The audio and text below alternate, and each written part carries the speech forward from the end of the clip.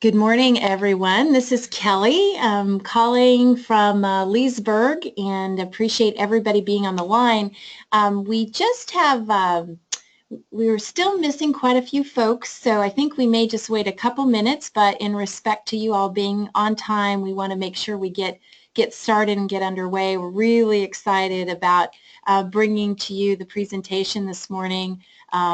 Danielle Aronson from Interwill and from the Luck Companies has just become a really great friend, and they're doing such tremendous work around values-based leadership that I'm excited for you all to be able to visit with Danielle and learn from her this morning.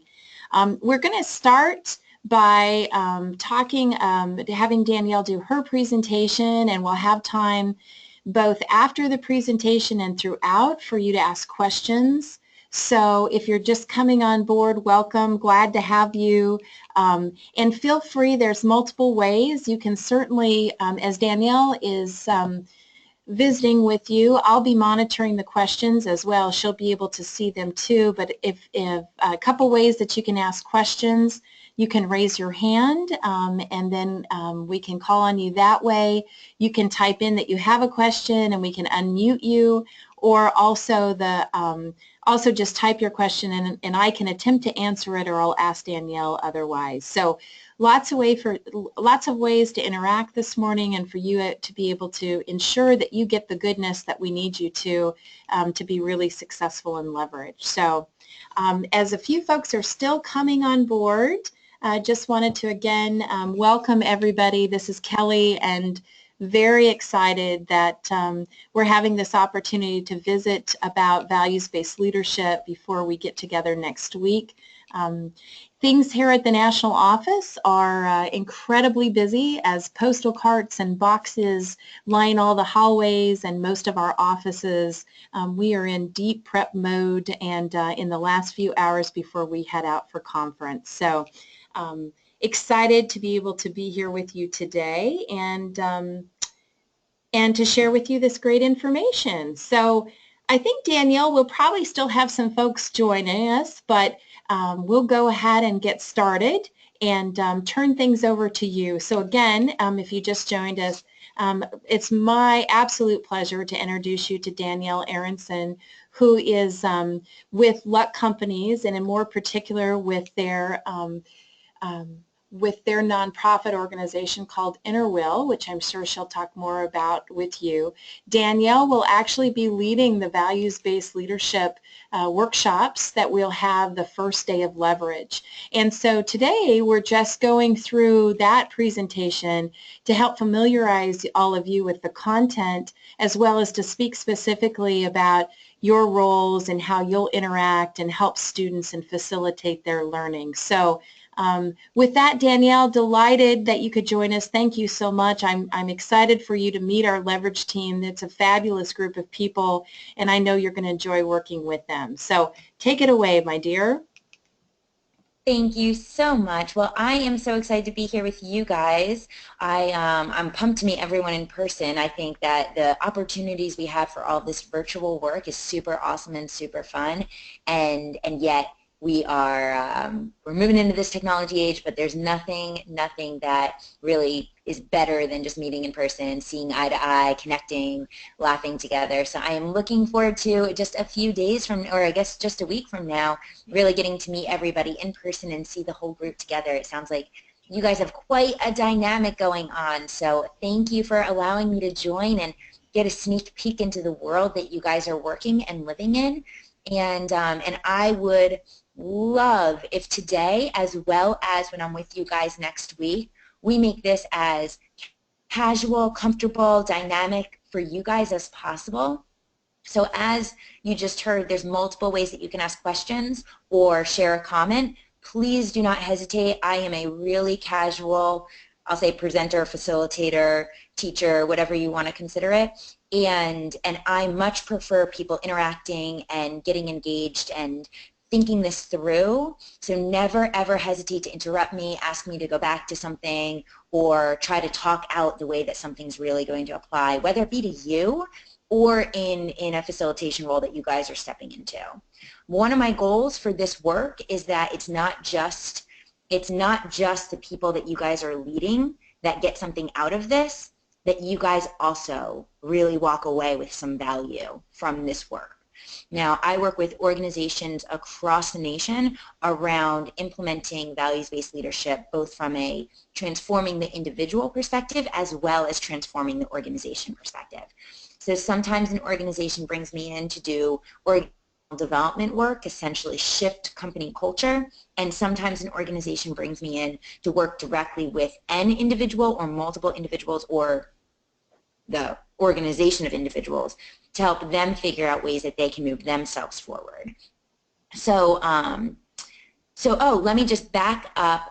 Welcome to another attendee. Hey, I'm Danielle Aronson, and I am sharing this work around VBL today, values-based leadership. One thing that I do want to just kind of throw out there is that our company's in a cool transition right now. For the past, and I know Kelly just mentioned this a minute ago, but for the past handful of years have been working for Luck Companies. Now, Luck Companies is a construction aggregate company. We essentially are a modern-day Fred Flintstone. We make tiny rocks out of bigger rocks, and we crush them up, sell them, use them for foundations, use them for roads and whatnot in that sense. Now, over the last handful of years, and I'll probably share a tad bit more of this story next week, over the last probably like 12 years, Luck Companies as a organization, as a construction aggregate organization, got really, really intentional about their culture. And what was super incredible is that during that time, they started seeing the impact of focusing on their culture, not just from a business bottom line perspective, which they did, but also from a people and team dynamic and family and community perspective. And when our CEO, Charlie, recognized that all of this work really impacts individuals and people and families and communities as well as business, Charlie said, it is not right that I keep this just inside of our walls. And he said, I want to share this externally with anyone who wants to have access to it. And so he ended up, we started doing it kind of through Luck Companies, but we've ended up actually officially starting a 501c3, which is a not-for-profit, called Inner Will. So it's completely separate from Luck Companies, but still grounded in the experience of Luck Companies. And we have started doing this work externally. So essentially we play the role of consultants, and that's kind of how we all came to be connected and get engaged. So that's a little bit of the history of where I'm coming from and the mindset that I work with. Today, I want us to run through a couple things. I'm going to give you crazy high-level understanding of what I'll be presenting next week and engaging you and the rest of the conference in. But what I really want to dive deep in is the work that you guys are going to be doing with your students. So we're going to walk through, and I've got some facilitation tips. I've got an opportunity for us to kind of think about how you would apply this, how you would do this. I believe, Kelly, correct me if I'm wrong, but I think that they've got like 45 minutes for the facilitated work that they're going to be doing with their students. Right, yes. And perfect. And so I want to make sure that we close this out with you guys feeling really comfortable with the topic, the material, and actually the facilitation of that session, as well as making sure that you know how to reach me and that you can feel comfortable reaching out, text, email, phone call. I've got my social media handles and stuff up there too if you prefer to reach out that way, that you guys feel comfortable reaching out with any questions that you have or any time that you want to kind of walk through anything or practice. So hopefully everyone is tracking well so far. I'm going to move through. This is essentially, I kind of just told you what we were going to go over today, but so I'm going to kind of give you the high-level overview of what I'm talking about next week. Then we're going to go into actually what you guys are going to be doing, and then really moving into Q&A if you guys don't actually ask questions in the middle of everything, which again, you are welcome to. All right, current world of work. I can't hear what any of you are saying, but I'd love for all of you just to think about the perception of the world and the work that everyone is doing out there right now. Currently, if I was to give a few words for it, it's pretty darn miserable. Most people are unhappy in their job. Most people don't feel connected to their work. Most people don't like their boss, don't trust their boss, are superstitious of the organization as a whole. Most people are looking for a job even if they don't have one to leave, they're actually seriously considering finding another opportunity. And we know all of this, and it's kind of miserable to think about the fact that our lives and are mostly dedicated to our careers. We spend the majority of our lives working, and yet in America and internationally, the majority of us aren't happy with it. And so the work that I do is really about bringing some awareness to that, bringing some focus to that. So as you kind of think about what it is that this world exists like, the mindset that you guys have around the way that work functions, the language that you use when you talk about the world of work, or that your parents have used to talk about the world of work, or that anybody that you interact with uses to talk about the world of work, it's pretty negative. So I'll ask you, how do you think we're responding? And my response would be pretty darn poorly. We sit there, hair on fire, every single day, driving ourselves crazy with too much on our to-do lists. Now, I don't know about you, but if you're a typical person, you probably are just like me in the sense that I can really relate to this photo. And most days I come home at the end of the day and I say, I didn't get enough stuff done. I didn't accomplish enough. I am not even sure who I spoke to today. And I'm exhausted, stressed out, running around like crazy, need to sit down, relax, and then I wake up the next morning and I do it all over again. And those of us who fit in a workout or a healthy breakfast or put a little bit of intention behind what we're doing are kind of out of the norm, because the norm is to, if we're lucky, grab a granola bar on our way out of the house while we're like rushing to get to the office. And if it's not a granola bar, it might be just a cup of coffee. And then we hop in the car, we rush to work, we're late to our meeting, we run through our meeting, we don't know who we're talking to, we don't know what we're doing, we don't know who we're interacting with. And we just are constantly exhausted with the way that we're functioning.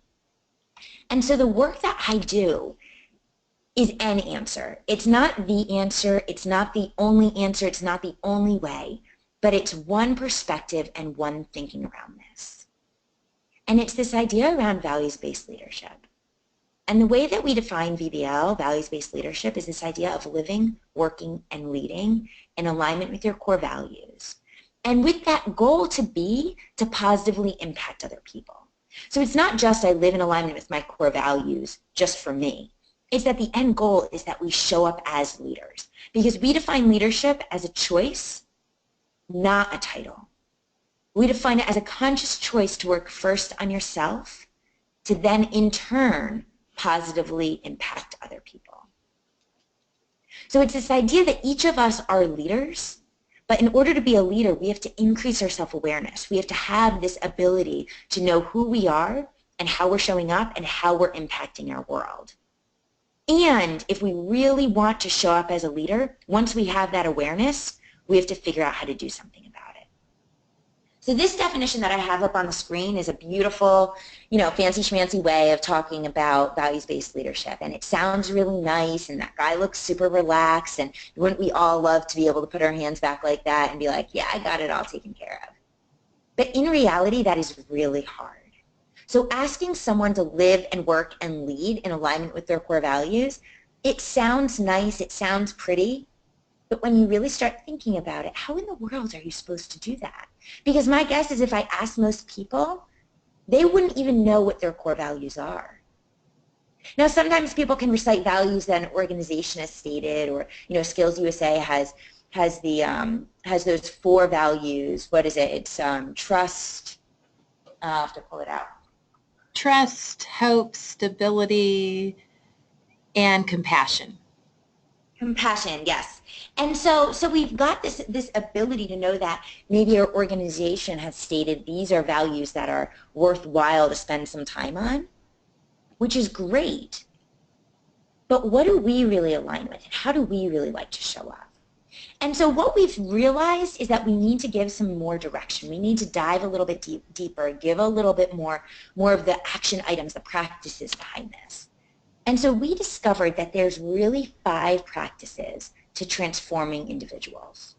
So when it comes to wanting to live and work and lead in alignment with your core values, there's really 5 things that you can really start embedding into your life that's going to help you move through that process, move you a little bit closer to there.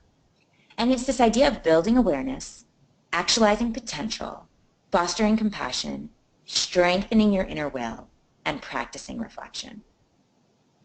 Now, the work I'm going to be doing with you guys today and the work that we're going to be doing as a group next week is really going to be focused on this idea of building awareness. But all of these are really valuable. So building awareness is about kind of increasing that awareness of my impact on myself, others, and the world, understanding my strengths and weaknesses, knowing what drives my behavior. Actualizing potential is really about understanding where do I want to go and how am I going to start moving in that direction. It's essentially building that roadmap. So if I know what I want my life to look like in 3 to 5 years, what do I have to start doing today and tomorrow and the next day to move me closer to that? Fostering compassion is all about recognizing, accepting, and embracing others and yourself in all honesty. So it's about giving yourself that self-care and extending that self-care to others as well. Strengthening inner will is where kind of push comes to shove.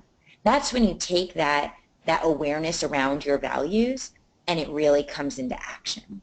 So strengthening inner will is that gut internal feeling of actually living in alignment. So how do you take all that knowledge and turn it into something that's going to positively impact other people? And then this idea of practicing reflection, which is essentially pausing to learn and figuring out how am I going to keep applying all of that. So we're going to start with this idea of building awareness, and this is where you guys are going to jump in.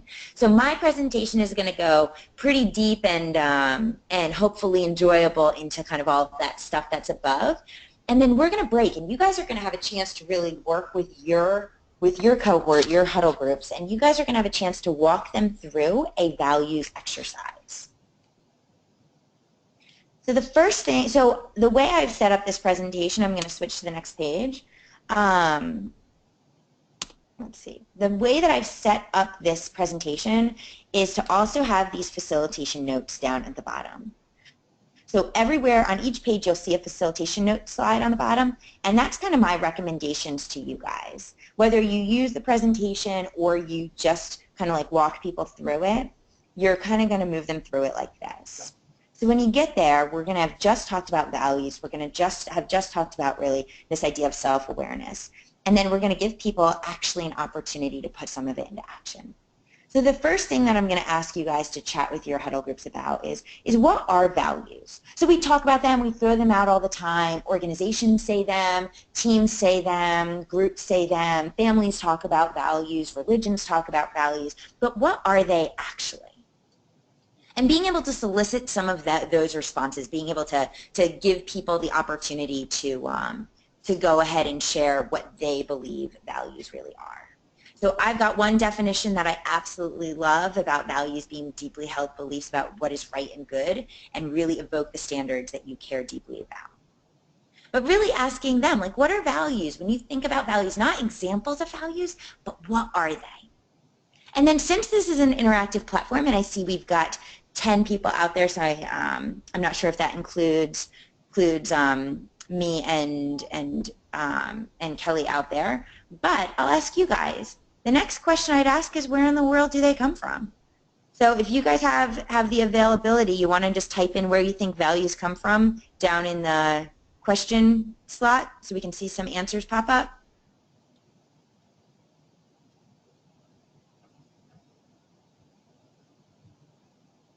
I think they're really thinking hard, Danielle. Maybe. So if anyone has the opportunity, not right now because you're in the middle of something to focus on, but if you have the opportunity after this call and you want to watch something funny, you should log on to YouTube and check out, I'm blanking on the guy who runs the video, but it's something like the Unconference Call or something like that. And they talk about how it's a very funny video on the way conference calls work. So, all right, I will continue to allow you to go ahead and do that. But then not only what are values, but really asking the group, where do they come from? And some of the answers that people, oh, go ahead. No, I didn't know if you could see their answers. But Leah and Docs have both weighed in there with their answers. You know what? I'm going to pull out really fast because it looks like up. Nope. No. No, I can't see answers. Okay. So Leah has said parents, mentors, and friends. And Doxa says your friend and her environment. And then Yeah. past experiences, Brooke, from family traditions, personal experiences, and mentors. So all of those are so real and so on point. Yeah, so we've got these life experiences, and we collect the idea of what it is that we value from a very, very early age, and we continue to pick up clues and experiences that help to shape what is really important to us. What are our standards, and how do we make those decisions? So completely agreed, whether it be mentors, whether it be experiences, whether it be parents, whether it be the way that we've tried stuff out and learned in those situations, definitely. And then the last thing that I really ask people to consider prior to jumping into an exercise is really about how do we know what it is that we value? And so you're welcome to go ahead and throw some stuff out there as well. And if you guys want to share what they type, that would be great. And so how do we know what we value? So often we don't think about what is it that I value and how do I actually use these on a day-to-day basis. And so if we can start to figure out how do we know what we value, then we can start determining what is it that I actually value. Anything that people jotted down really fast? No, not I'm sorry, Docs, you spend time on what you value, at least in theory, based on the decisions we make and the reasons those decisions were made. And yeah. Through challenging experiences when you're forced to recognize who you truly are and what you stand for. I think it's where your heart resonates when you find what you stand for. Wow. These are all very poetic and quite beautiful.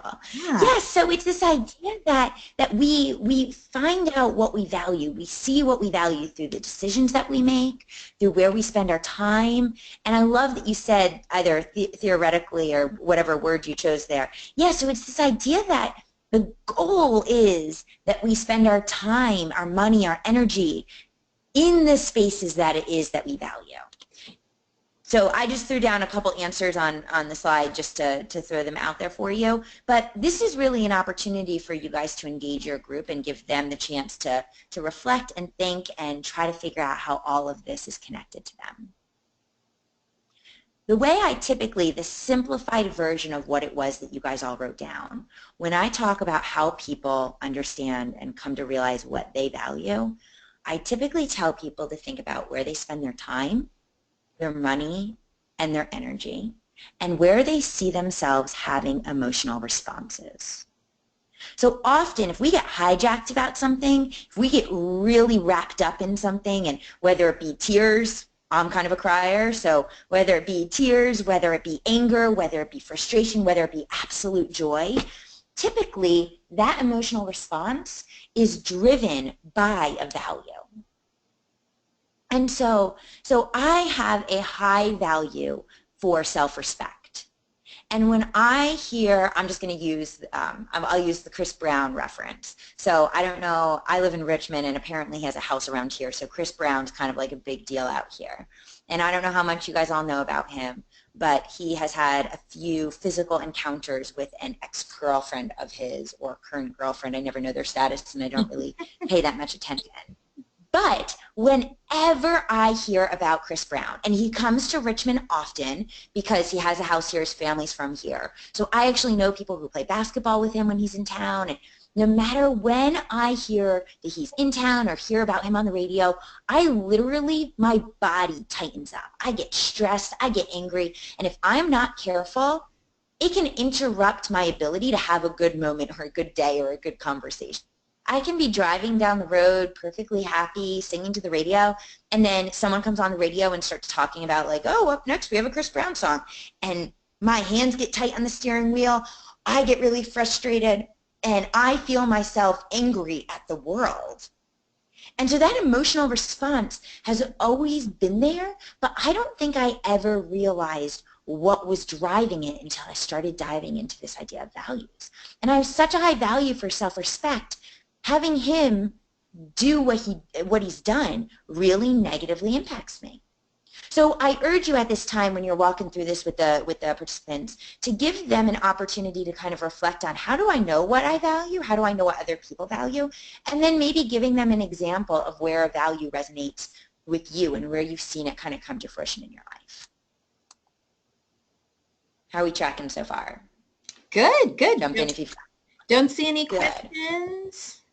And everybody, just so Perfect. you know, the window that I have to see what you write is really small. So if so I'm scrolling kind of back and forth, but it looks good. I think everybody's tracking. Great. So the next piece that you guys don't necessarily have to dive into with your crew, depending on kind of the dimension of the conversation, but I wanted to make sure I gave this to you guys as a resource. So this is called the Carl Jung iceberg. And Carl Jung was essentially the founder of all things personality style. And the reason I show this is because I want to make sure that we realize what the connection is between values and behavior. And so the iceberg is this really crystal clear example. Above the waterline kind of represents our behaviors. So those are our actions that we see and experience every day. So I know what someone's actions are. I see the way someone behaves. And often I make a judgment call, just like we all do, around what that means. So if someone is behaving, if I'm giving a presentation and someone is looking down at their phone, I can kind of go to two places. One, they're bored or uninterested and they are texting a friend or checking on email or whatever. Or maybe they didn't bring a notebook with them and they're super engaged and really interested and they're taking notes on their phone, right? Because that's a possibility now. So we see a behavior and we make a judgment call of that. And behavior is out there, it's really accessible, it's really easy to see. Just below the waterline of that iceberg is this idea of personality style. It's where we get our energy from, it's how we make decisions, it's kind of the filter that we put on as we look out into the world. Now, personality style is pretty easy to see, just like it would be to see the next layer of the iceberg if you were looking through kind of that crystal Arctic water. Now, what's buried pretty far below all of that is this idea of values. And even deeper than that is this whole idea of fears, which is a whole different pay grade level, and I don't choose to go there. So we'll stick with this idea of values. But values actually drive our behavior, but they come through the lens of personality style. So what I showed down at the facilitation notes is this example. So if someone values financial security, so thinking about that deep, deep value, and they have an introverted thinker personality style, so they're analytical, they value precision, they're really reflective, their behavior could potentially look like building a really detailed budget in Excel and constantly analyzing it, putting every data in. Every time they grab a bite to eat out, every time they buy something, they're going to either consult their spreadsheet beforehand, they're going to make sure to put it all in afterwards. And so when we value something, it comes through our behavior. Now, on the other hand, someone who values financial security and has a more extroverted feeler personality style could potentially not have the same behavior. Their behavior might be more about talking it out with a friend. It might be more externally facing. So they might make sure to only buy things on sale, or they go and shop bulk once or twice a year. It might be that they make sure that when they're shopping on Amazon, they buy enough to get free shipping, but they don't necessarily worry about what their exact budget is going to look like. They might look through their credit card statement at the end of the month, but they're not going to like check it every day to make sure everything's tracking perfectly aligned with whatever it was that they had planned. And so the essence of this is that sometimes we can have the same value, but our behavior ends up looking different. And so how do we start to recognize that just because someone's behavior looks different than mine, we could potentially have the same values? Or just because somebody's value is the same as mine, doesn't mean that our behavior is going to look identical. So there's a bunch of examples that we could go through here if this is something that kind of is intriguing to you. So feel free to let me know if that's helpful. And then we're going to have you guys move into actually going through and doing a core values exercise. So I'm going to show you what the core values exercise looks like on the next page. But essentially, here are the instructions. You're going to hand out the sheet. It's a front and back sheet. You're going to ask everyone to consider each value and circle the values that are really important to you and cross out those that are not important to you. So some people might not have, some people might circle and cross out a bunch of stuff. Some people might circle and cross out not that many things, and some might just be left alone. But ask them to consider each value, circle the values that are important to them, and cross out the values that are not important to them. And while they're doing that, remind them to think about where they spend their time, their money, and their energy. Now, if they circled 15 values, that's fine, but by the end of the time that you give them for this exercise, you're going to have asked that they choose 5 of the top core values. So when you think about it, the research kind of shows that us as humans probably have access to have between 5 and 12 real core values that drive our behavior, but that typically we've got between 5 and 7 that show up on a super regular basis and really are showcased in the way that we interact. So we're going to ask them to limit their amount of values to 5 by the end of this exercise. The facilitation notes at the bottom, as you see, they talk about reminding people that this is a really personal exercise. So ask them to consider it quietly, at least at the beginning while they're first reviewing it. Have them think about their actions and their behaviors, where they spend their time, their money, and their energy, not what they think they're supposed to put. So a lot of the times, like the example I usually share is when I work with nonprofits. Often people in a nonprofit environment have this weird assumption that they must say that their top value is helping other people. And I'd say that is 100% not a need be top value. It could even be an outcome of having a strong work ethic value. And so really allowing them the opportunity to say, this is for you, we're going to discuss it, but this is for you. And about 15 minutes for this exercise. And this is what it's going to look like. So one side is going to have discover your core values. It's going to have a list of the values and the instructions there and a spot for them to write the top 5 values. There are also some blank spaces at the end of the list that you can see. And you know what? This is not in any way, shape, or form an inclusive, a completely exclusive list of values. So if there's a word that's not on there that they prefer, I'm trying to remember if, so the term joy is on here, but happiness is not, and some people feel like there's a big difference between joy and happiness, and some people think joy is long-term and happiness is in the moment, and other people think happiness is long-term and joy is in the moment. So if they have a word that really resonates, feel free to fill it in. That's completely fine. They do not have to stick with our list of values. We've just tried to create a large selection of them. They don't really have to worry about the back. That's kind of an opportunity for them to start reflecting, but we're going to do some of that as a group and then in the session afterwards. So the front page is really what they're looking for.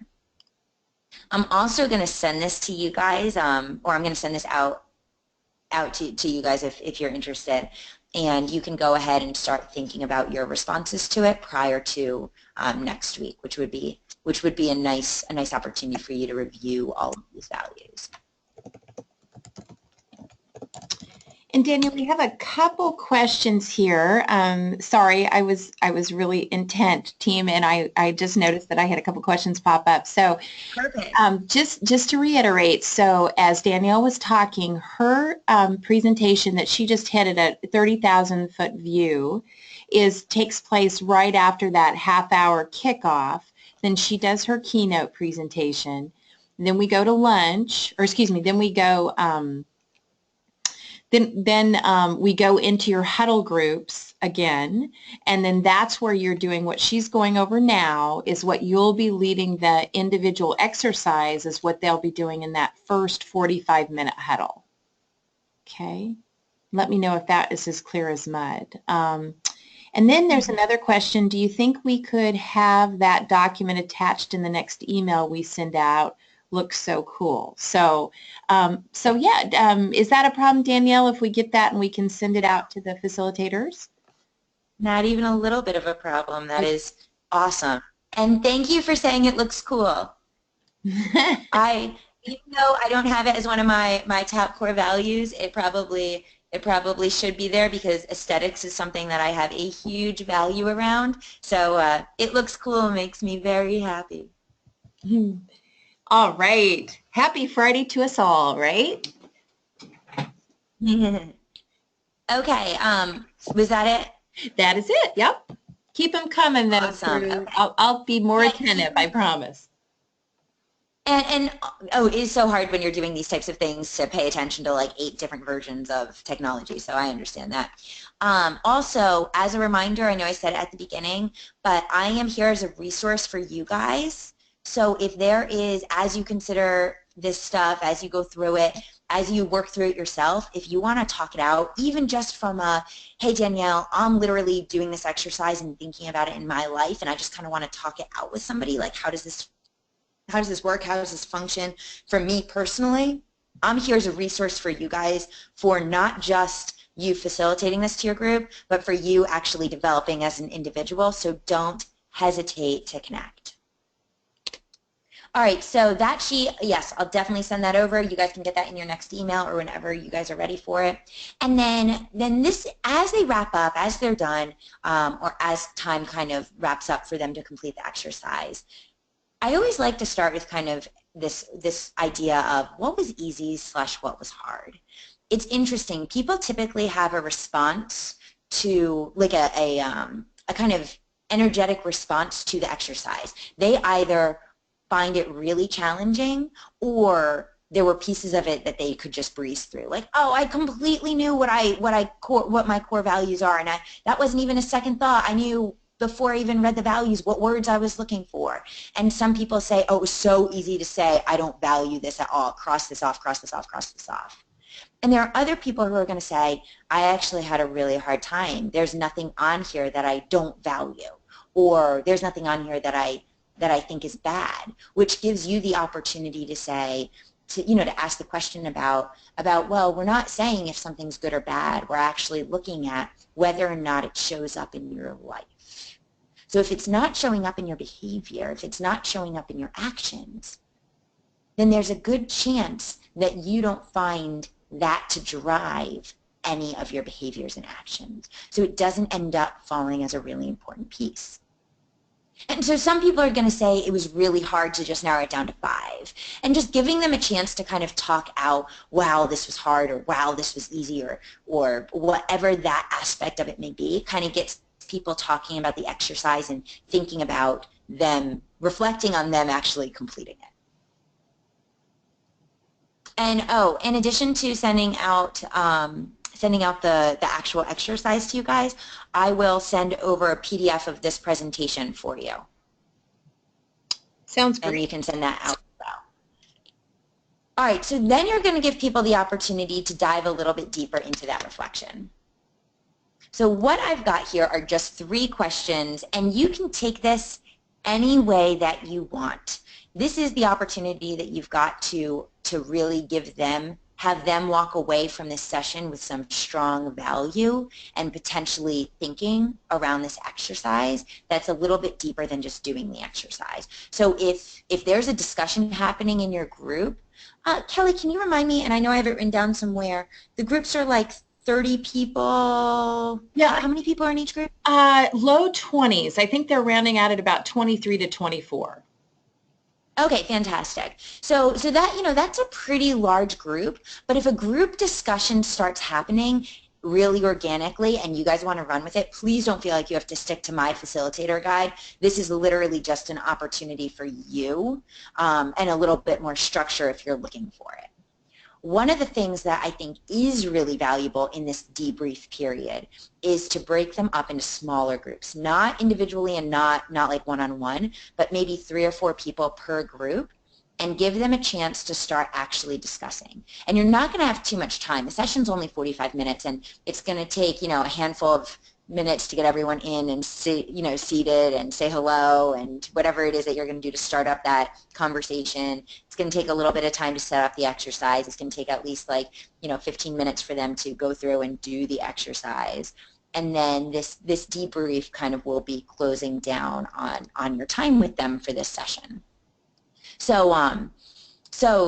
So it really depends on what organically feels right for you in the moment, but here's some structure if you're looking for it. So breaking them up into groups, probably 3 or 4 people per group, and asking them to pick one of their top values. If it seems like you've got too much time, maybe you have the opportunity to do this with, to break the groups up twice to move them around. But pick one of their top values, and in their group, share that one value. Share where they have actually seen it show up this week and how they've seen it show up this week. So remind them as you're going through this, you're not looking for just, oh, I value family and it showed up this week because I saw my family. Like, you're looking for a really specific experience. So for example, I have a high value around ownership. And I had a deadline last week for my team, and so so essentially this deadline happens every single month at the beginning of the month, and everybody knows that this deadline is coming. And I typically send reminder emails. I send them 15 days out, and then a couple days before, and then the day before, and all of that. And typically I send this reminder email, and I try to be really enthusiastic, and I say, hey, your deadline's coming up. Please submit it to the Dropbox folder. I'm really excited to see everyone's submissions, blah, blah, blah. And I have this high value around ownership, which is really people taking responsibility of what they have said they will own. And everyone has agreed upon these deadlines. We've had them for months now. And last week, I happened to forget or chose not to, or it fell to the bottom of my to-do list. I didn't send out the reminder email like the 3 days before the deadline as I typically do. So the day before the deadline, I sent out a reminder and I said, hey team, don't forget, we've got a deadline tomorrow.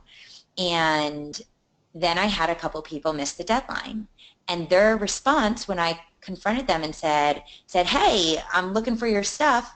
Do you have it? It's due today. Was, well, I never got the reminder email from you 3 days ago, so I didn't do it. And to me, that incredibly pings one of my values. And so what I hear is, I don't want to take ownership for this. I don't own this. I'm not taking responsibility. And that is really hard for me when I am faced with those situations. So instead of responding probably the appropriate way, I chose to respond by saying, it's not about whether you get the reminder emails. You have a deadline on the 1st of the month, and you've missed that deadline. When are you going to have it to me? Instead of taking a step back and being a little bit more reflective, a little bit more conversationally, I really went at it very hard because they have bounced up against one of my core values. And then asking them to maybe even discuss with their group, where have you seen this really come across in your life? Where have you seen it develop in your life? So I'd say my parents had a huge value for ownership, and they instilled it in me since I was a little girl. We woke up on the weekends, and there would be a to-do list sitting on my kitchen table, and it would have our names. There's 4 of us kids, so it would have someone's name next to each single to-do. And we weren't allowed to play outside until everything on that list was checked off. So even if I finished everything on my list, but my brother Eddie didn't finish everything on his list, we still weren't able to go play outside because everything needed to be completed. And so this idea around ownership has really been something that I've seen instilled in me forever. So asking them, dividing them up in small groups, asking them to choose one of their values and go ahead and share the responses to these questions, and making sure that you give them a response. So you give them an answer, you give them an example. And then I just threw on here, just for your guys' sake, these are my personal core values, and these are my definitions for my values. I just figured I'd throw this out to kind of show you guys what like a well-rounded, developed list is. And so that's mine. These are Inner Wills, and these are Luck Companies. I'll send these all out in the deck when I send it over to you guys. So just so you see, like, you know, values can they can be different values, they can all be healthy, they can all help a company, a person, an individual move forward, and what it really looks like to have those values. So these are personal values, they're mine, and then I've got the 2 company values. And then that is kind of you wrapping up that session. So after we're done, we're going to, I think there's a 15-minute break, and then we're all getting back together. And I'm under the impression that all of the participants will end up sitting at a table with their teams from back home. And we're going to use that opportunity to dive into their personal values from a team effectiveness standpoint. So it is 11:46. I am sorry, Kelly, I went a tad over. And so how can I support you guys in this moment and moving forward? Well, first of all, thank you. That was terrific and exciting. And if you were like me, team, you were kind of, as Danielle mentioned, thinking a bit about who you are and where you fit into things there, as well as thinking a bigger picture about how you will be facilitating that with your students. So as Docs talked about earlier, just to kind of run through again, and then in our time after Danielle's presentation, we'll talk a bit more about it. But just again, that first morning, how it'll flow is there's about and I apologize, I don't have the exact times in front of me, but there's about a 20-minute introduction opening session where you'll be introduced. And where we really kick it off, jazz the students up, get them excited. Then they're going to go with a short huddle with you, and that's really the opportunity to build, just to start to build rapport. Thank you, Ryan. I knew you would have my back there. So 9:30, the opening, then they have a transition from 9:50 to 10. They'll go into that first huddle. And then that short huddle, again, rapport building, getting to know those folks that are in your group, because then that's when you'll all come back into a large opening session, or excuse me, a large group session, and that's where Danielle will make her keynote address. And that as she alluded to, that'll be very interactive. So we really anticipate you all, and that's why we wanted you to have a chance to meet with your huddle before her presentation, because you'll really be working, we'll have your huddle grouped together in about 3 tables so that you can kind of be working with them even as Danielle is doing her interactive presentation. And then once that concludes, then that's when we go back to the 45-minute huddle that you'll facilitate. And then after that, they all come back together and they'll work in their state officer teams and really take it to the next level about team values so that they see that connectivity. And then as well, they so they have that chance to come back as a team. And so you may be thinking, well, we oftentimes have a few state officers that come that aren't with their teams, and so we'll group those students together as well. So that's kind of the flow of that portion of the day. So I think we're getting a lot of great group dynamics in terms of allowing them to go from huddles to large group, to huddles to large group. So a lot of movement, a lot of engagement in the sessions, and really back to that point Danielle made about self-awareness. I think this is such a great start to the conference because of that opportunity for them to really be talking about me, and that me we do serve, and understanding more about who they are and what they bring to the table.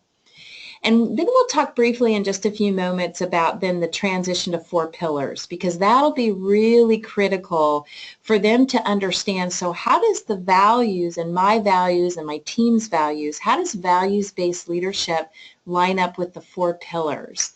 And in terms, again, those 4 pillars are what Gallup's work says, or what our followers are looking for their leaders. So we really see that as kind of this huge foundation for them to understand who they are, what they value, what is their team value, and then ultimately being able to say, and what do followers need from me? So there could be some very cool connections about what they value and how that shows up in hope, trust, stability, and compassion. So how can they demonstrate Kelly, to can the I just jump followers? in for half a second? What's that, Danielle? Can I just jump in for half a Please second? do, please do. Um, so, so I was reading through the Four Pillars book this morning, and I was making some notes in it. So I just pulled it up and opened it up. So one of the things that I am planning on doing is I'm going to be changing this slide specifically and shifting it from this idea of our stuff, and I'm going to be embedding the me, we, do, serve. So essentially, build awareness. And I meant to say this earlier, and sorry, I just kind of got stuck on a track and totally slipped my mind to say this. So build awareness and actualize potential essentially is everything that you guys talk about in that me place. That's what build awareness and actualize potential is. Foster compassion, although it's got an essence of me in it, it's really about we. It's about figuring we out. Strengthening inner will is all about do. And I think all of this put together and acting correctly ends up to the serve. So I wanted to chat with Kelly about it a little bit, make sure that I was tracking correctly, but I was thinking about kind of embedding this language into your guys' language. Great. That sounds great, Danielle. I think that's it. And I'm just reading, I think someone's still typing here. Okay. Like even in compassion, the me, we, do, serve of compassion, it literally says like compassion is a key to building strong and lasting relationships, which is essentially what our compassion piece is all about. So I think there's so much synergy that we're going to be able to really make that clear. Absolutely. Absolutely. That sounds great. Yeah. I'm sorry, it was a very long response. So, yeah.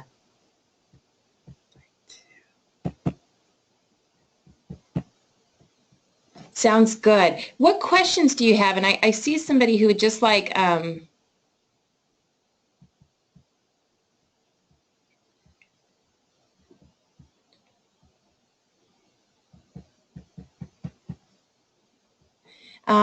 let's see, Brooke says, thanks so much. Excited to learn more about myself and how to better impact our students. So awesome, Brooke. Thanks for that. Do you have any more specific questions for Danielle? There was a question about just day one and ensuring that everybody understands their roles. So how about if we do this while Danielle's on the call with us? Let's just finish up any specific content questions for Danielle, and then we can hop off and have a broader conversation about ensuring everybody's on the same page for day one. Sound good? Any other questions that you have? And Danielle, I know typically go ahead. No, you guys are probably you guys are probably focused so much on logistics, so I totally understand that. You've got my cell, you'll have my email. I'm available as kind of maybe the logistics stuff start to become clear and you are diving a little bit more into your facilitation role, and please don't hesitate to reach out in any capacity that I can support you. Thank you very much. And as you were talking about that synergy, I just think that's one of the things that was so exciting to us about bringing your work to our students. And I just think there's so many opportunities to build on the great work that our facilitators are doing. So thank you for that. I know life is busy for you, so taking the time out to be with us is greatly appreciated. And you get to meet this cool group of folks in Louisville too, which is awesome. I can't wait. I've never been to Louisville. I've never been to Kentucky, so I can't wait. Awesome. Well, we're going to show you about 5 square miles is about what we're going to show you, Fantastic. I think. So terrific. If there's no other questions for Danielle, we'll have her go ahead and hop off, and then we will just finish the rest. Great, guys. Thank you so much. I look forward to meeting all of you in person and connecting with anyone who would like to prior to that, and have safe travels. Thank you very much. And then, Danielle, I think if you can send it back over to me, we'll hop onto my desktop. How's that? I said stop showing screen. I think so. Do you, Oh, everybody? here we go. Okay, very There good. you go. Awesome. Well, thank you, my dear. Have a great weekend, and we will see you next week. Looking forward to it. Bye, guys. Bye-bye. Okay, so forgive me again. I get to see about one line at a time, and that's why it was taking me so hard, so long, and I don't know specifically who asked the question, but they were sharing concerns about, I really needed to understand day one better and make sure that that I understand what my role is and how all of that is going to work, and so I'm kind of trying to read through that. And I can't see specifically who asked that question, so I'm not exactly sure, but absolutely. And I'm sorry if you're feeling that way and you don't know exactly feel like you've got it. I'll tell you, from our standpoint, and then I'll unmute, and so if there's somebody who wants to ask some specific questions, we can definitely do that. And I've just got a few things. I want to honor everybody's time because I know that we had to stop at noon. And if you have to hop off, that's fine. We'll just continue the recording, and that way we can, and you can view it at a different time. I do have a few slides. I figured it'll take about 15 minutes to go through that talks about Skills USA and gives you some additional information about the organization and just some things to help support you if you're not as familiar with Skills USA as some other folks might be. Let me just circle back to, before I dive into this person's questions in more detail, that just, in fact, I'll just go to it really quickly if I can. I'll give you a little preview of what we're going to talk about very quickly, but I want to get to the last slide in case anybody has to, of course, I got out, has to hop off. Let's see here. There we go. So if you have to hop off, just a couple other things here to share with you. So we will email out this weekend the workbook. It's almost completed from the designer, so you'll be able to see what that's going to look like.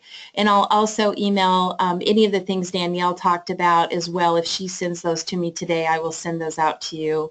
And there'll also be a cell phone list in there.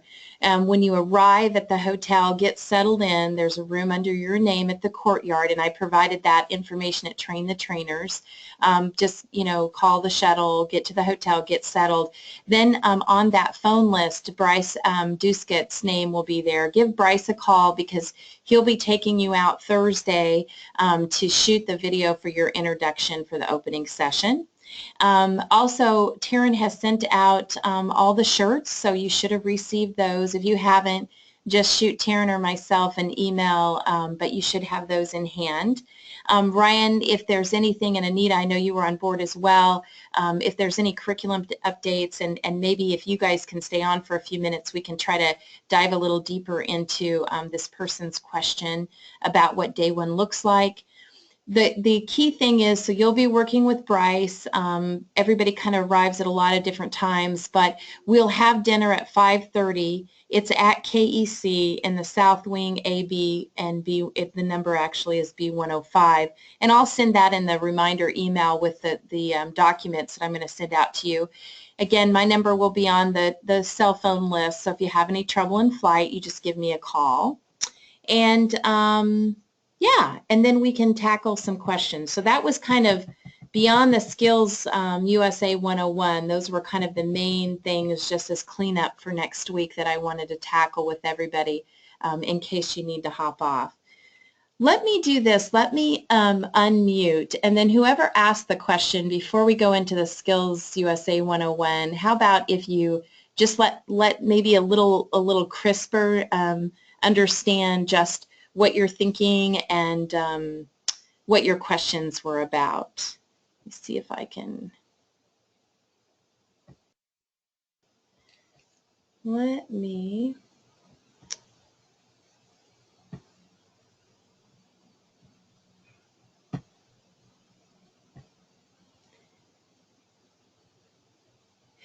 first of all, who asked the question? If you could raise your hand, I can unmute you.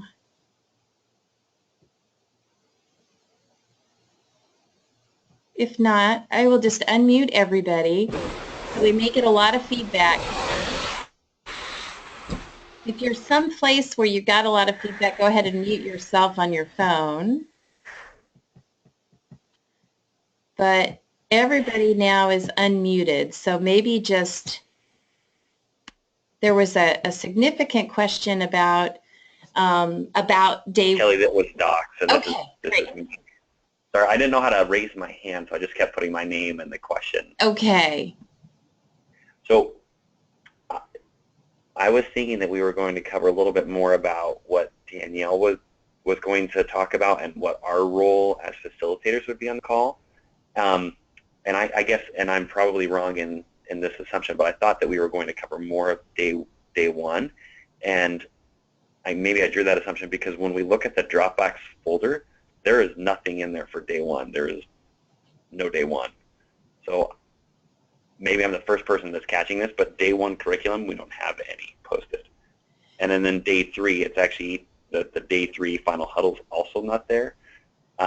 I knew that a couple of weeks ago when I started studying, but I wasn't too worried about it because I had done day three before. But day one, there's nothing. So I was thinking, going into today's call, that we were going to talk about what she would facilitate and what we would facilitate, and then cover kind of the content, right? So everyone could Absolutely. Absolutely, Doc. So do you have your schedule? And I apologize, I don't have that in front of me. Do you have the I have it pulled up right in front of me. Okay, yep. So talk to us about, if you can name off what each of the sessions are, and then really Danielle did go over what was going to take place, but it may not have been clearly defined that this is the chunk that's happening there. So if you don't mind, if you can call out that time frame, then I can equate that to what she talked about, and that may help a bit, if that makes sense. That does make sense. Okay. So conference opening, 9:30, 20 minutes. Right. Okay. So that is just typical, like the introduction of the facilitators, pump up students, leadership videos. There are some people who've been identified as the openers, and Ryan, maybe you can help me out with that. But there are people who've been two people that have been identified to be the opening folks. So that's the first 20 minutes, and then there's a 10-minute transition. Correct. And then there's the huddle getting acquainted. Yeah. So, and how long is that, Docs?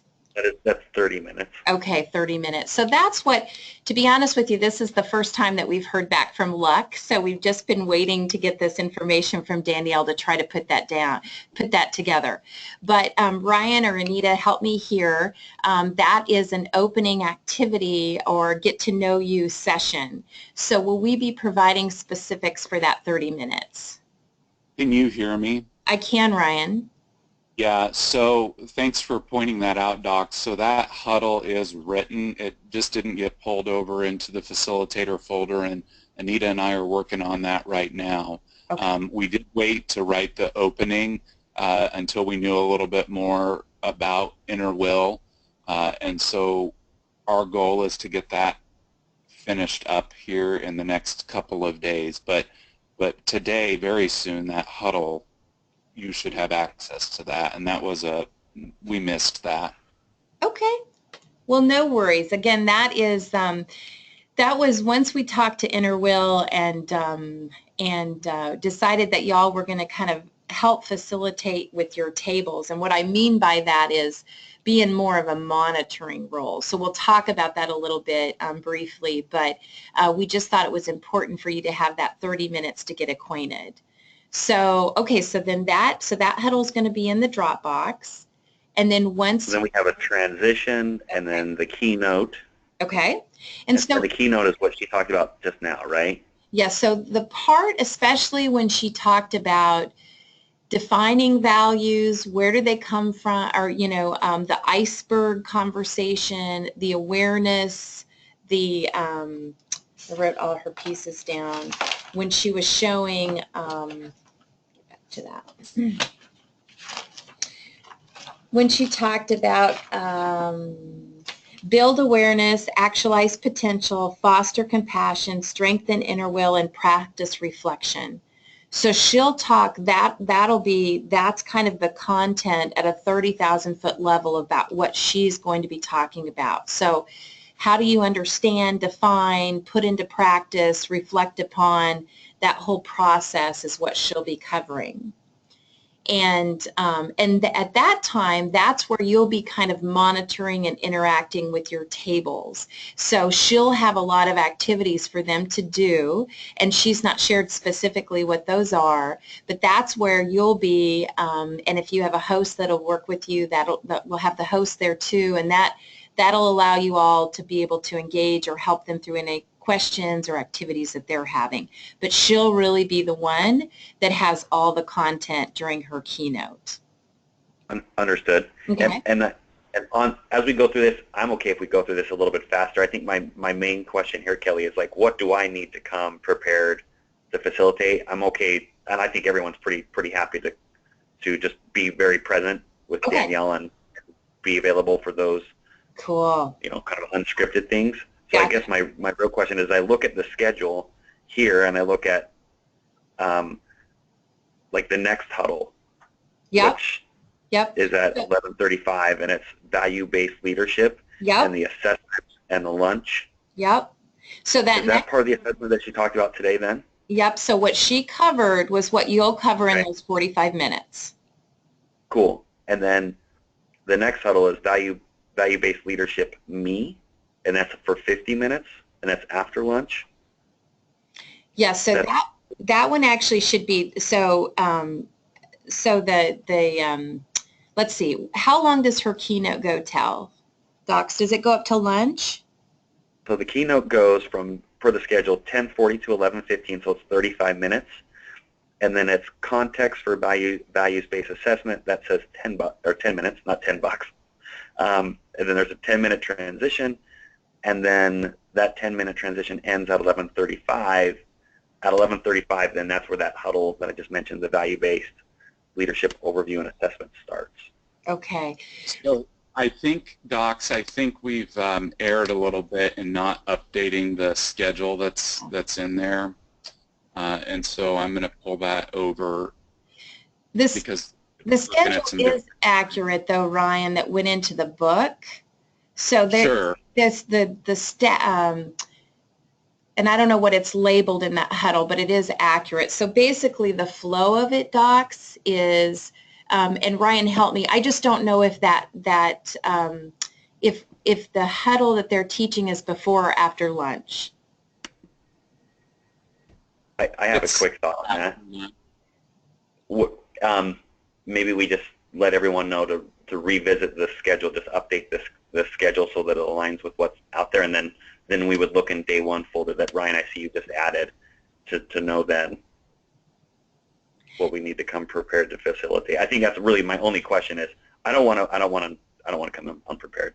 Well, thank you for that, Docs. It is really simple, and I'm so sorry because I found that schedule really easily in there, so that maybe there's multiple schedules. I'm not sure where the confusion is, but this is really the flow. Quick opening, you go into a short huddle, get to know you, come back for a keynote, work with them on, come back into a huddle that you facilitate, and then they go back into a large group for team, and then you go back into a huddle for a short power 30-minute before you finish the day. So in that, Anita and Ryan haven't been able to write that until we heard back from Luck.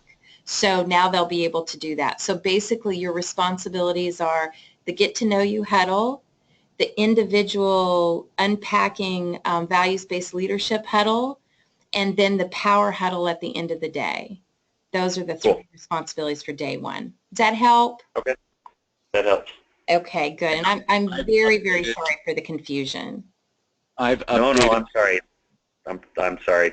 No. Maybe I'm just. No. There's nothing for you to be sorry about in the least. Cool. All right. Ryan, were you going to say something? Yeah, just that I updated the schedule so that the times are right in the facilitator folder. The flow was the same, but the times are accurate now. Okay. So Thank you. And I know that we had a couple folks come on pretty late in the call. We are recording this, so you can sure catch the first part of it, those that came fairly late to the call as well, to catch what we went over. Sounds good. So anything else on the flow of day one?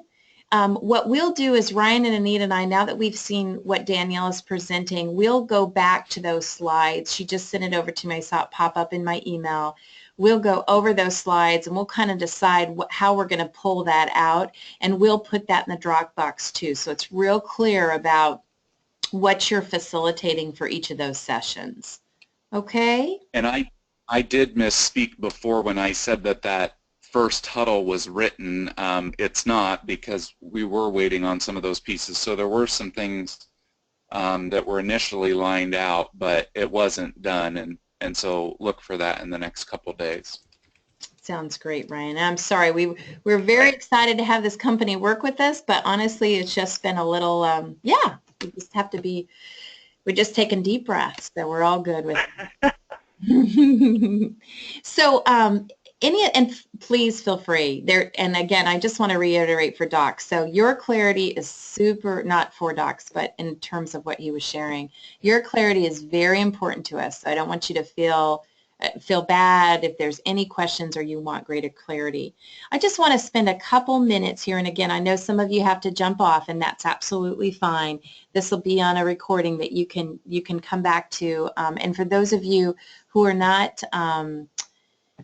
not Skills USA members, boy, I got all kinds of pop-ups happening. I really do take a look at this, because I think hopefully this will help you. For those of you who are Skills USA members, please feel free to jump in and add to it as well. Let me get back out. We're just going to go through. I just want to spend a few minutes with you talking a bit about some of the things that are similar to maybe your experiences, and some that are a bit different. And one, as we start off the bat here, is just to tell you that Skills USA it should never be two words. So as you're preparing to create decorations and things for your room, make sure that you always put Skills USA in together. Another couple of things, we are structured very much like all the other CTSOs. We have chapters on the local levels, there's state associations, and then the national organization.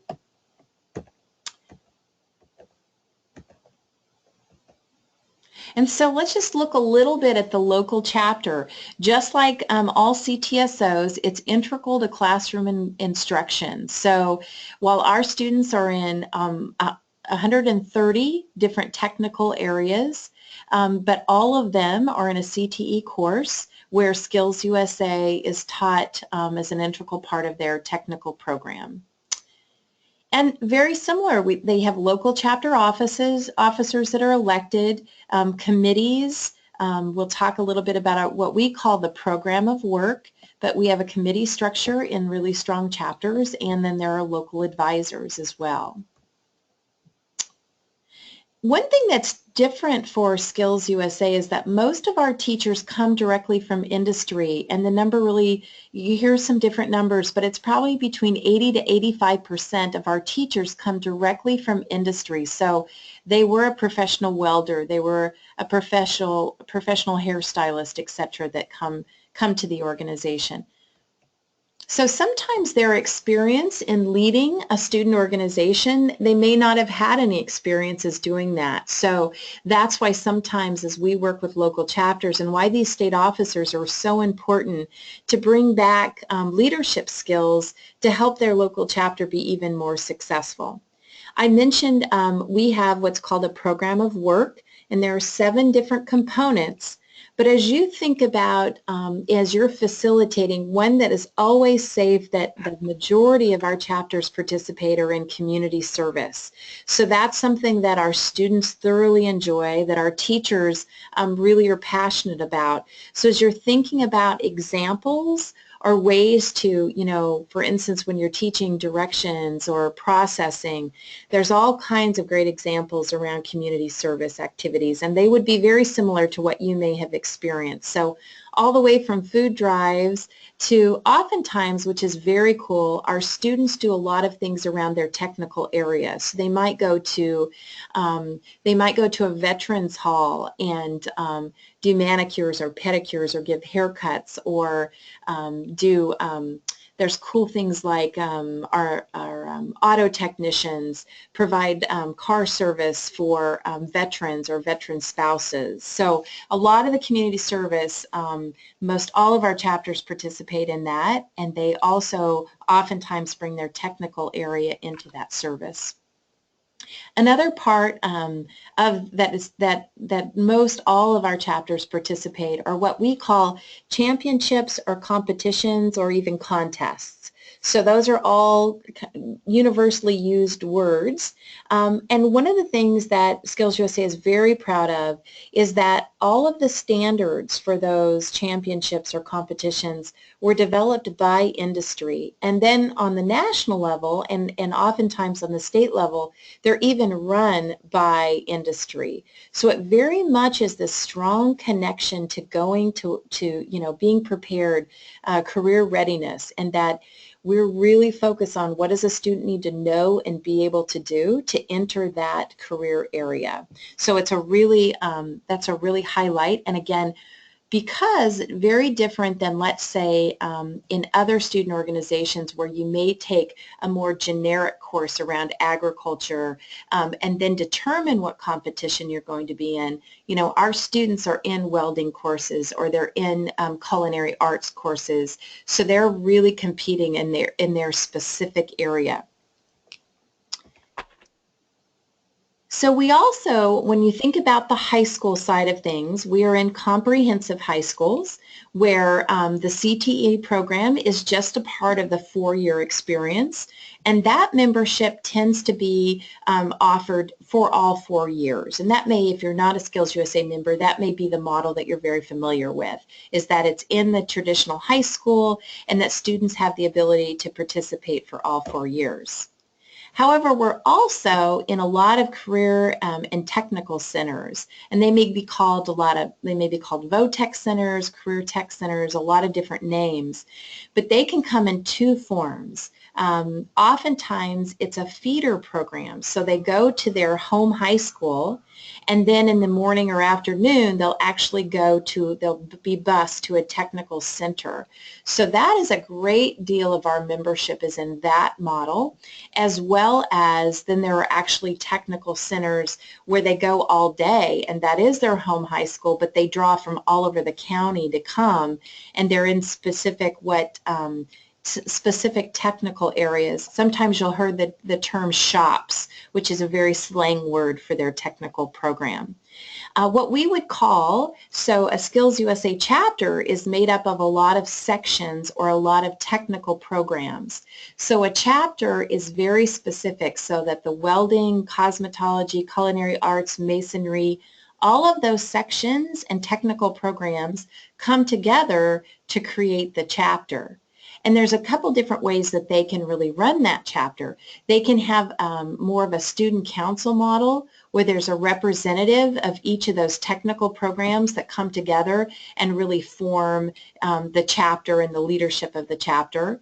Or they can actually have officer teams within each section, and then an officer or a representative goes to more of this kind of council. So they're really run in a variety of different ways. And that's all, it's an exciting opportunity, but it's also can provide some difficulty in that, you have different teachers that are running different technical areas, and so sometimes that collaboration takes a lot more work. So really a variety of models that come from membership.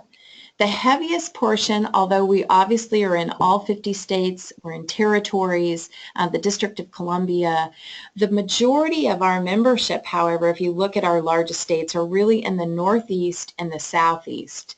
And then also what we would typically think of as strong CTE states. So Ohio's, Missouri's, Oklahoma, those kind of states. But that really is where there's high population centers. That tends to be where we see the heaviest population of Skills USA membership. Although I will say that California is our fastest growing state and has really added in the last 5 years about 10,000 members to their association. So that's really exciting. So that's kind of a piece of the local level. And for those of you who are Skills USA members, you just feel free to jump in if you have some things to add there.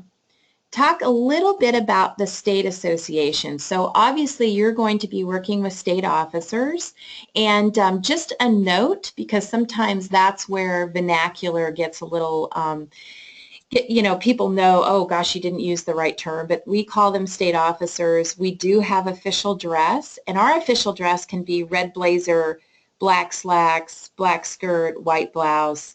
But we also introduced 2 years ago a black jacket from Carhartt, and that also can be a part of official dress with the same slacks and skirts and blouses. So official dress, red blazer, and black jacket, those are the terms that we use. One unique thing, so as you're thinking about giving examples to our students, many of our state officers on the high school level are not able to run for national office because they often are serving as a state officer in their senior year of high school. And in order to be a high school national officer, you would have to run your senior year. You could run at a younger age, but oftentimes, because in those career and tech centers, many times it's just a junior and senior membership, that's when you travel to that new school as your junior and senior year. So sometimes that's a real pressure. So as you're thinking about examples, running for national office is not always the next step for our students. And likewise in the college post-secondary market, oftentimes those people are in a very specific technical program. And so they may only be in that technical program about a year or a year and a half. So their membership is very limited as well. So as you think about examples, just some things to consider. Also, our state officers work a great deal in their local chapter. So when you're thinking and giving examples for them and you're facilitating workshops, really keep in mind that many of them will think about their year of service doing some very specific things on the state level, but they'll also be wanting to take what they've learned back to their local chapter and actively be participating. And so because they're seniors in high school, typically on the high school side, they're obviously very heavily engaged in their local chapter. So again, as you think about that program of work and giving them experiences and connections, it's always appropriate to use chapter examples as you're talking with those students. We do have 3 levels or 3 forms of membership, middle school, high school, and college post-secondary. And so just looking at who my folks are here. So anyway, that what would equate to what you may be used to as active membership, that is what middle school, high school, and college post-secondary equates to at Skills USA.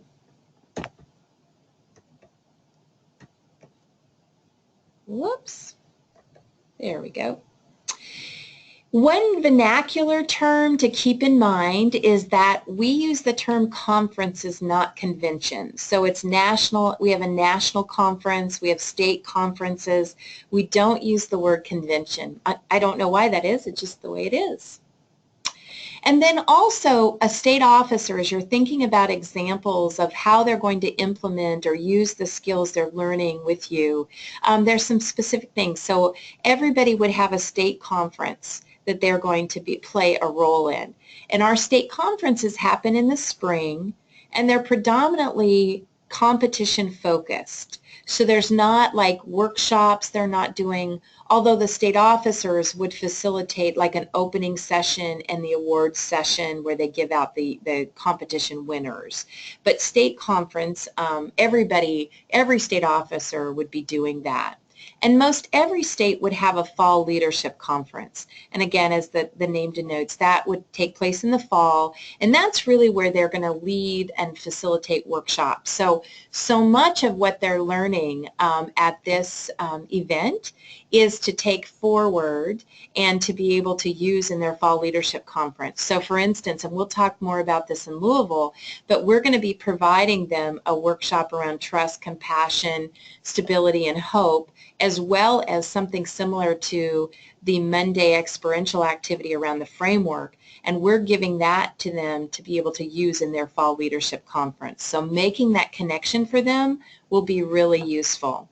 Some of our more active states, the state officers would have rallies where they might come to a sporting event. For instance, in Georgia, they have like they go to the Falcons game, and so they have a Skills USA night at the Falcons game, and they have a rally that takes place at their fairgrounds in the fall as well. So our more active states would have those kind of roles for state officers, as well as regional events too. So those are kind of some of the things that they will do as state officers that they'll really be interested in.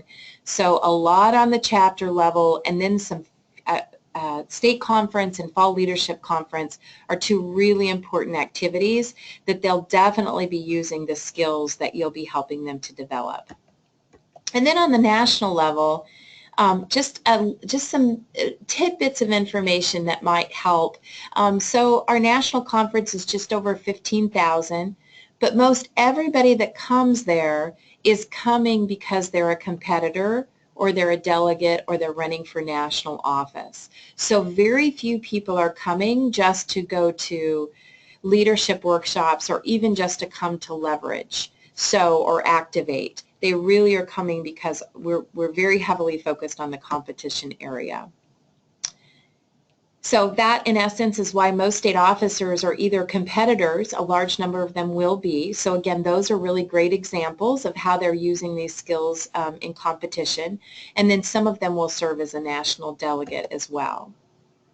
We have over 100 competitions, and they're in leadership and then occupational and technical. So the majority of folks will be coming and participating in some type of competition, again, around their technical trade area. But we do have things like opening and closing ceremonies, prepared speech, extemporaneous speech, those type of things. There is a thing called World Skills, which is has, I think, about 50 countries around the globe that participate.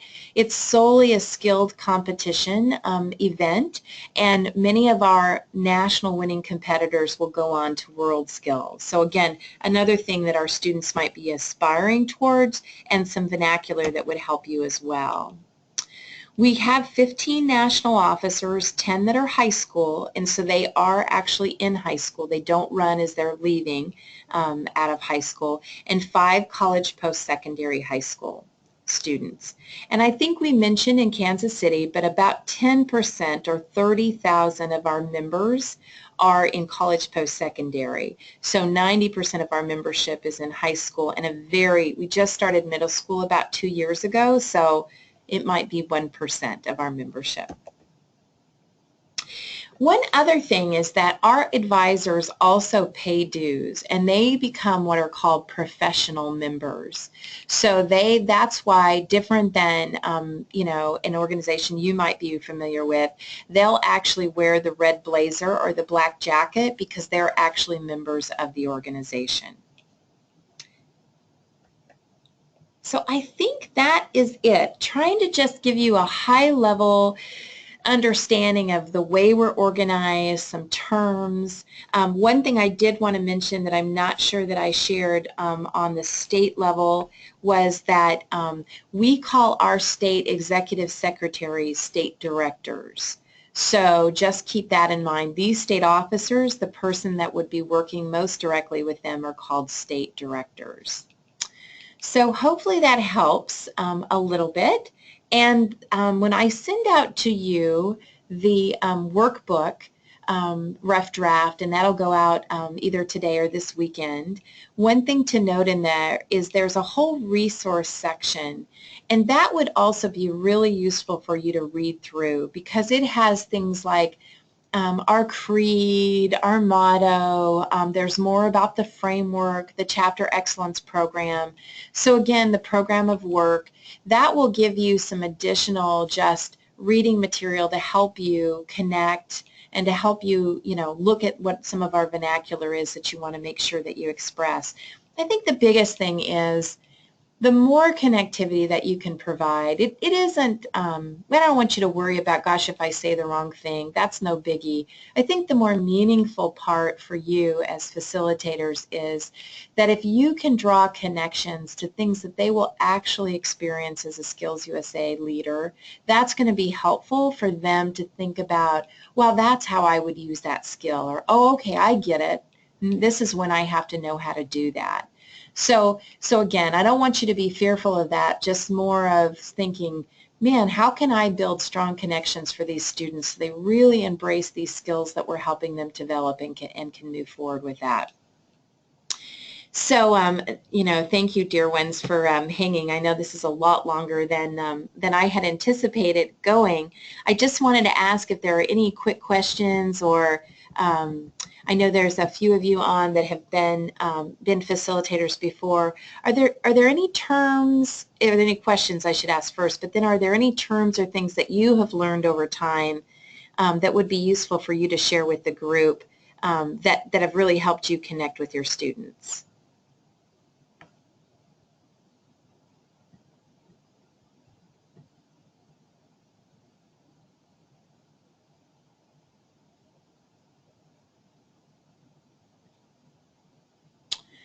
Well, I'm not seeing anything that comes up, so thank you so much for your time today. I'm sorry that we went over. I hope it was helpful to you, but if you have additional questions, feel free to shoot those to me.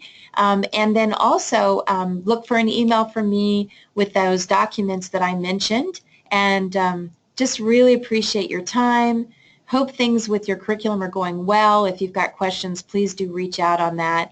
And we are going to change some lives next week, friends. So I hope you're getting excited about that and jazzed to be coming to Louisville. Thanks again for your time, and have a great weekend.